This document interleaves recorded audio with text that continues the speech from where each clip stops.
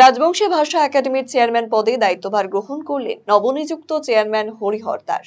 বুধবার রাজবংশী ভাষা একাডেমির দপ্তরে নিজ চেম্বারে উপস্থিত হয়ে নিজের দায়িত্বভার বুঝে নেন তিনি। এদিন তাকে সংবর্ধনা জানাতে উপস্থিত ছিলেন শিক্ষক, গবেষক এবং পঞ্চানন বর্মা অনুরাগী গিরীন্দ্রনাথ বর্মন, রাজবংশী ভাষা একাডেমির সদস্যরা সহ অন্যান্য সংগঠন। দায়িত্বভার গ্রহণের পর সাংবাদিকদের মুখোমুখি হয়ে তিনি বলেন, এই দায়িত্বভার পূর্ণ করবার জন্য মাননীয় মুখ্যমন্ত্রী মমতা বন্দ্যোপাধ্যায়ের প্রতি তিনি কৃতজ্ঞ। আগামীতে বোর্ড মিটিং এর মাধ্যমে তিনি নিজের কাজ ঠিক করবেন।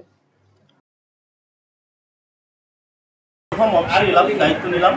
প্রথমত এই দায়িত্ব আমাকে অর্পণ করার জন্য আমাদের সম্মানীয় মুখ্যমন্ত্রী মমতা ব্যানার্জি মহাশয়কে আমি মন থেকে শ্রদ্ধা জানাচ্ছি, আসলে ধন্যবাদ জানাচ্ছি।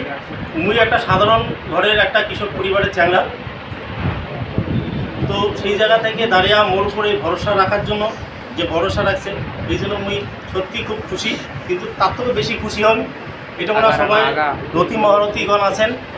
আমি কালকে পর্যন্ত হয়েছিলাম যে এই দায়িত্ব আমি পালন করি পাইম কিনা, কিন্তু আজকে আসিয়া মুই সত্যি খুব ভীষণভাবে মুই আজকে যেমন মোর একটা মনের জোর পাচ্ছে যে এমন গুণী ব্যক্তি যদি মোর পাশত থাকিয়া সাহায্য করে আর আশীর্বাদ করে, সুপরামর্শ দেয়, মুই আশা করো মুই ভালো করিয়া এই দায়িত্ব পালন করি পাই।